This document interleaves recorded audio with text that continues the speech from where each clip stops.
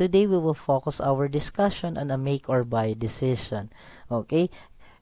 Guidelines lang po natin sa make or buy decision is the alternative that gives lower relevant costs or provides savings on the part of the company should be selected. Kung sino po ang mas may mababang relevant cost, yun po ang pipiliin nating decision. Okay? To illustrate that, I prepare an illustrative example here. Justin Company is analyzing whether to make or buy part 345890. The following information are gathered for the decision making. Purchase price of item 345890 is 800. So this purchase price is a relevant cost to buy kasi sabay lang po siya mag-i-exist, wala po sa make.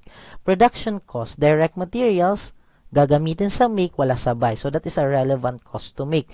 Direct labor, 150, that is a relevant cost to make kasi babayaran po yung gagawa, wala namang babayaran sa gagawa sa buy.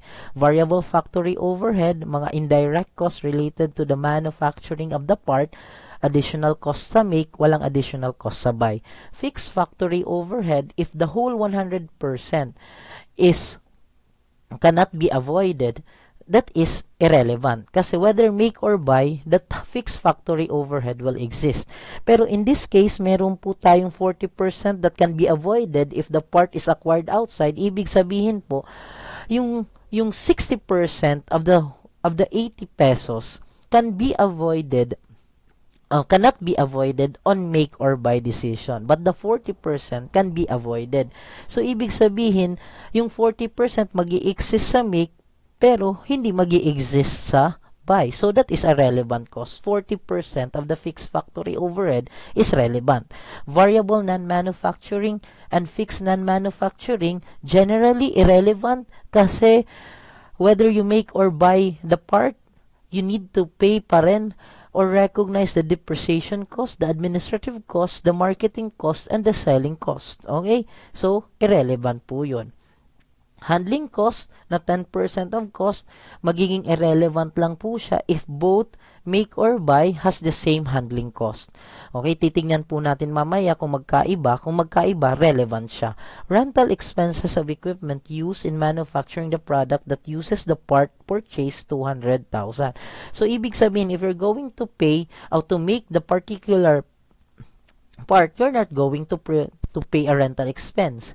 If you're going to buy the particular part, you're going to pay a rental expense for an additional equipment. So, the 200,000 there is a relevant cost to buy kasi magi-exist siya. Income from disposal of other equipment in relation to the acquisition of the product. Kung make, hindi mo i-dispose, walang income. Pero kung buy, there is a benefit na mag-i-exist, therefore, there's a relevant cost related to buy.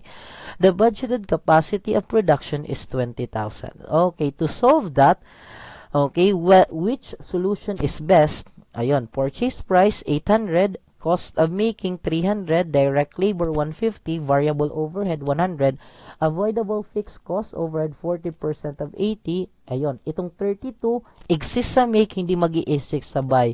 Yung 60% exist sa make, exist sa buy, kaya hindi ko na nilagay, irrelevant na yun.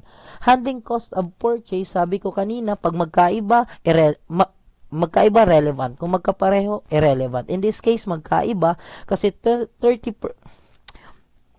10% of 330, 10% of 880, so relevant siya. Rental expense, magkano per unit, 200,000 yung babayaran, 20,000 units ang capacity, may additional na 10.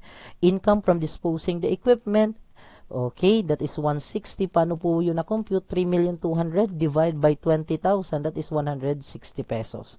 So the total relevant cost for make is 612, relevant cost to buy 730. Guideline, decision, kung saan yung mas mababa, yun yung decision na gagawin. In this case, the make decision has the lowest relevant cost, so better the company will make the part.